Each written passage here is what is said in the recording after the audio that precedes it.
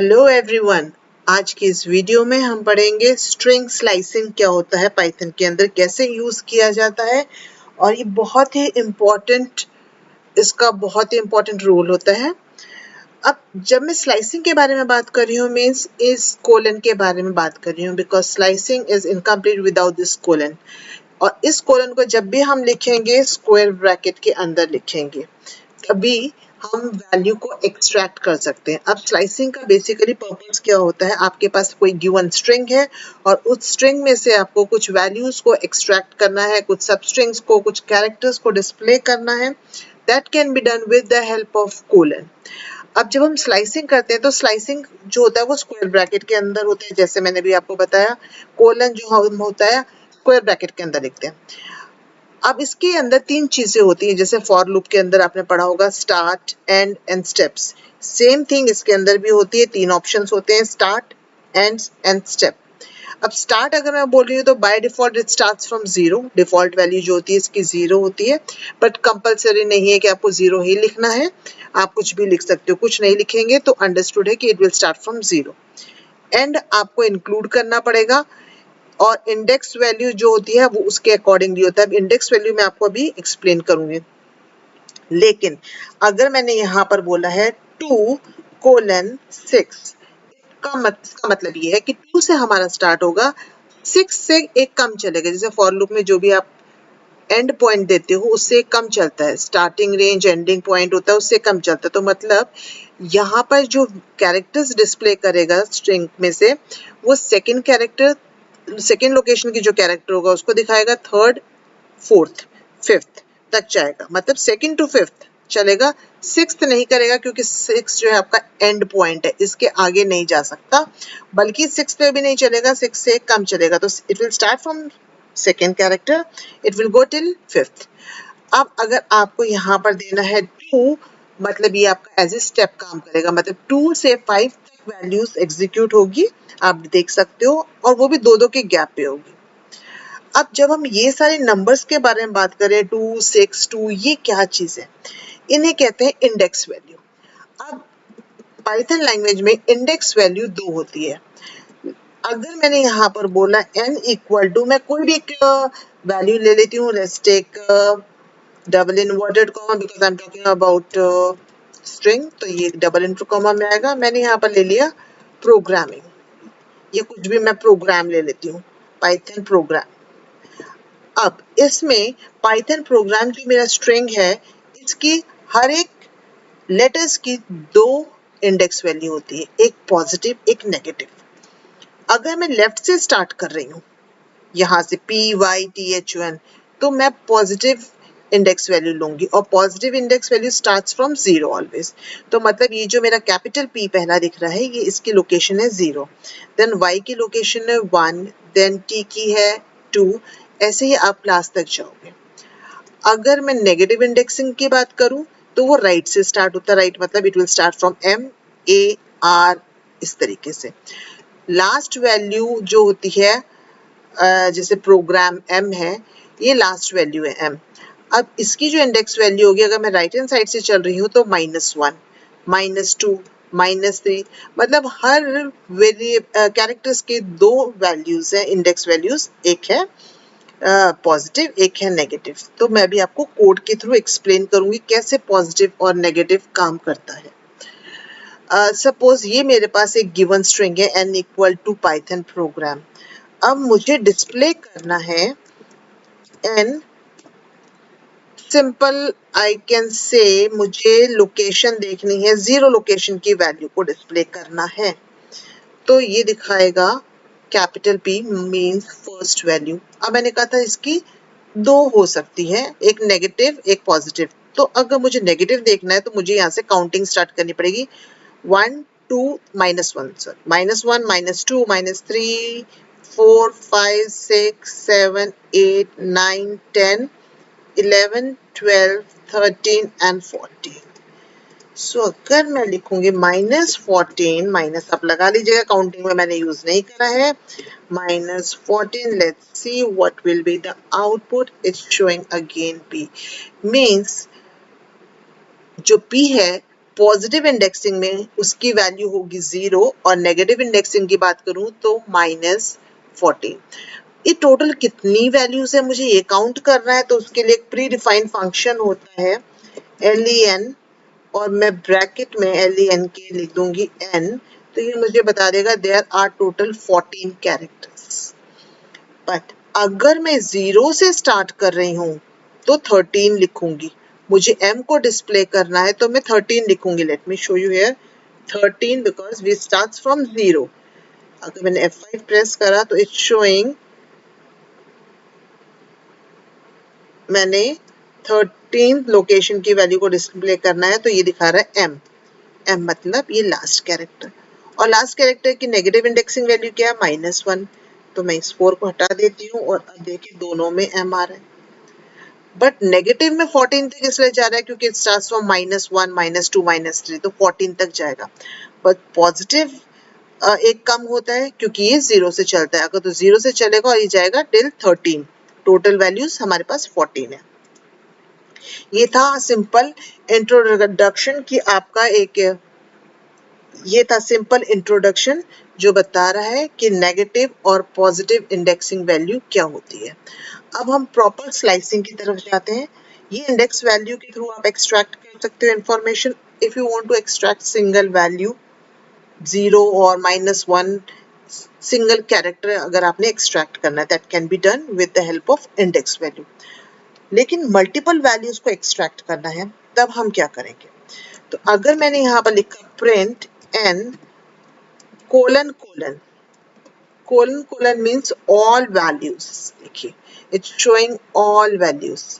Instead of this, if I will write a print n single colon, तो इसका मतलब भी वही होता है कि मुझे सारी वैल्यूज देखनी है। सारी वैल्यूज मतलब n के अंदर जो भी मैंने डेटा स्टोर कर रखा है, जो भी मेरा स्ट्रिंग है, मुझे वो सारा देखना है। अब नेक्स्ट इज, ये था आपका ऑल, क्योंकि हम डबल कोलन और सिंगल कोलन को मोस्टली यूज करेंगे। अब ये सिंगल कोलन स्लाइसिंग ही है, बट जब हम 2 बार लिख देते हैं तो भी वो एज ए कंप्लीट स्ट्रिंग के बारे में बात कर रहे हैं। सिंगल लगा रहे हैं तो भी कंप्लीट स्ट्रिंग के बारे में बात कर रहे हैं। अब if I would like to see only the first word, मैंने आपको कहा था स्टेप्स में जब हम लिखते हैं 0 से स्टार्टिंग पॉइंट होता है, एंडिंग पॉइंट होता है और स्टेप्स होता है। तो अब मैं यहाँ पर यूज करूंगी, मुझे स्टार्ट करना है 0 लोकेशन से and I have to go till 6। अब जो टेबल मेरा राइट हैंड साइड पे बना हुआ है, जो आपको दिख रहा है, आपकी स्क्रीन पे जो टेबल दिख रहा है, आप उस टेबल को अगर आप फॉलो करोगे तो आपको ये समझ में आ जाएगा कि 6th लोकेशन क्या है। 0 1 2 3 4 5 6, जैसे मैं बार बार काउंट कर रही हूँ। अगर आप टेबल बना लोगे जैसे मैंने बनाया हुआ है तो आपको बार बार काउंट करने की जरूरत नहीं है। 6 लोकेशन कहाँ पर है? इस स्पेस पे है मेरे पास।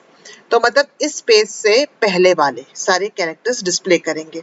मतलब it will start from 0 and it will go till 5। तो output will be only Python if I will execute this code.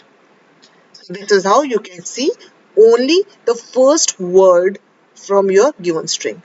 अब मुझे सिर्फ प्रोग्राम देखना है एंड ये मेरा था 6th लोकेशन। तो मुझे कहाँ से देखना है 6th लोकेशन की वैल्यू? तो मुझे नहीं देखनी है, मुझे देखनी है 7th से, एंड 7 से मुझे लास्ट तक देखना है। So I have 2 options.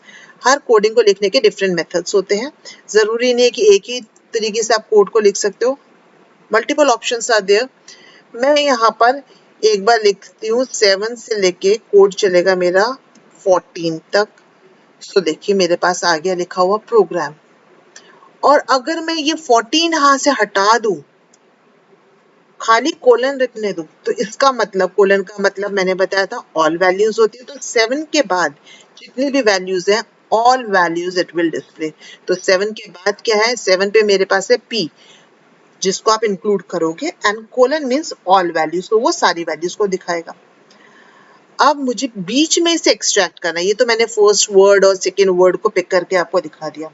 मुझे मिडिल पार्ट एक्सट्रैक्ट करना है, मतलब मुझे सेकंड कैरेक्टर से पिक करना है। ये मेरा सेकंड नहीं, सॉरी, सेकंड मेरा टी है, क्योंकि ये सेकंड तो आपके लिए है ही, पर मुझे सेकंड, मेरा सेकंड मतलब 0 से स्टार्ट करिए तो टी होगा।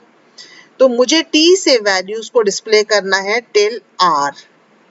तो आप लोकेशन में देखिए, जो स्टार्टिंग पॉइंट है वो तो 2 ही रहेगा, बट जो एंडिंग पॉइंट है आर जो है 8th लोकेशन पे है, लेकिन मुझे कहाँ तक देखना है, 8th लोकेशन की वैल्यू को देखना है।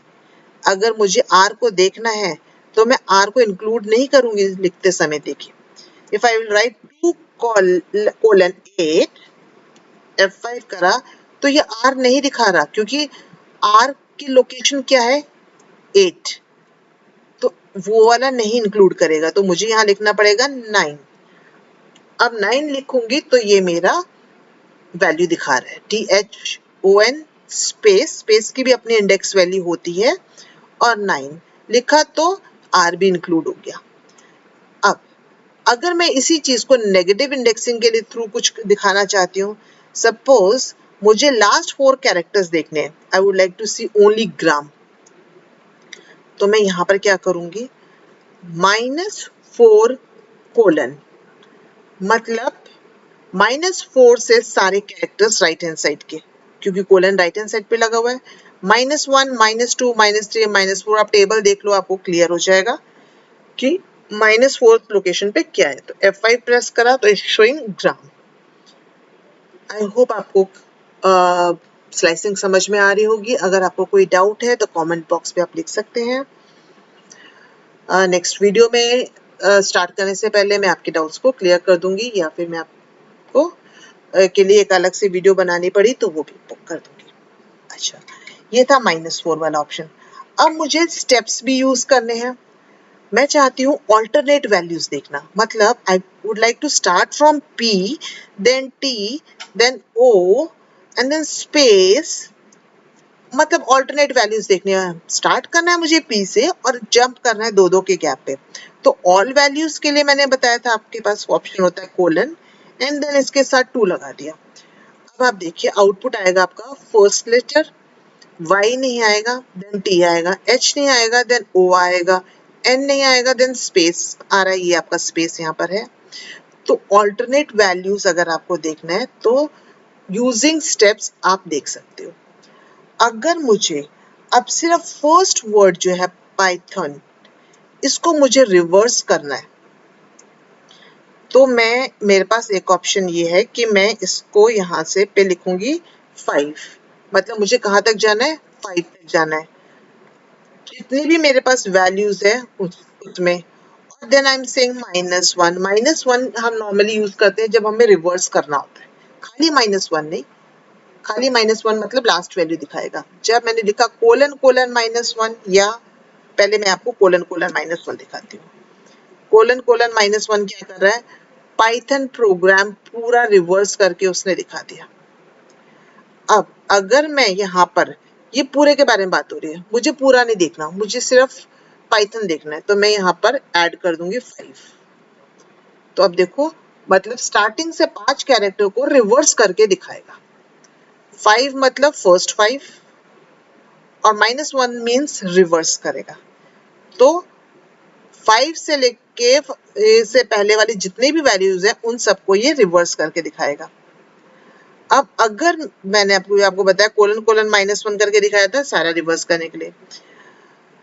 अगर मुझे देखना है value, let's take YTHO, means मुझे फर्स्ट कैरेक्टर से 4th कैरेक्टर की वैल्यू देखनी है, तो आई विल राइट हियर 1:5। मैंने बोला फर्स्ट से 4th तक देखना है, तो मतलब मुझे 4 तो नहीं लिखना, उसके बाद एक प्लस करके लिखना पड़ेगा।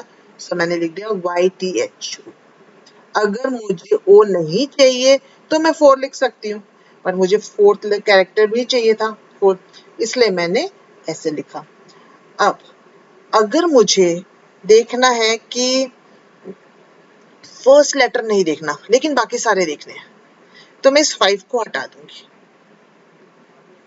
और अब देखो, ये कह रहा है फर्स्ट लेटर से, मतलब 0 लोकेशन की वैल्यू मुझे नहीं चाहिए, फर्स्ट से स्टार्ट करे और ऑल वैल्यूज डिस्प्ले कर दे। तो आपने स्पेसिफाई कर दिया कि मुझे कहाँ से शुरू होना है, और पूरा उसके बाद कोलन मीन्स ऑल वैल्यूज देखनी है आपने। अब नेक्स्ट इज, अगर मुझे लास्ट नहीं देखनी, everything I would like to see except the last character, in that case I will remove this 1 from here, और मैं यहाँ पर I will write -1. So in this case, when you will execute this code, you will find कि m is not there, but इसके अलावा सब कुछ आपके पास है. जिस सीक्वेंस में लिखा हुआ था उसी फॉर्मेट में आपको दिखा रहा है. Now I would like to see, अगर मुझे कैरेक्टर्स देखने हैं थर्ड लेटर से देखना है और सेकंड लास्ट तक जाना है. सेकंड लास्ट मतलब यहाँ तक जाना है. और I would like to start from H. मुझे एच से स्टार्ट करना है और मुझे ए तक जाना है. ए डिस्प्ले करना है और जितना हाईलाइटेड पार्ट है वो सब मुझे डिस्प्ले करना है. तो इसकी लोकेशन क्या है? 0 1 2 3. एच थर्ड लोकेशन पे है तो मुझे यहाँ 3 लिखना पड़ेगा. देन कोलन आ गया और ये मुझे नहीं देखना, इसकी लोकेशन क्या थी? -1. तो ये -1 ऑलरेडी यहाँ लिखा हुआ है. Let me see it's working और not. Yes, it's working. So third location में एच से मुझे देखना था और ए नहीं देखना था, तो मेरे पास सारी वैल्यूज आ गई. अगर मुझे थर्ड के गैप पे देखना है, 3 के गैप पे सारी वैल्यूज देखनी है, तो मैं लिखूंगी ::3. ::3 मीन्स P आ गया, 3 का गैप ले लो, देन H आ रहा है, देन अगेन टेक 3 का गैप, स्पेस आ गया. तो 3 के गैप पे आप सारी वैल्यूज को देख सकते हो. अब नेक्स्ट इज हम ऑलमोस्ट, आई होप आपको ये समझ में आ गया होगा कॉन्सेप्ट. आज की वीडियो में बस इतना ही. अब आप प्रैक्टिस कीजिए and if you will find any difficulties please let me know in the comment box. So till then, keep practicing. Goodbye.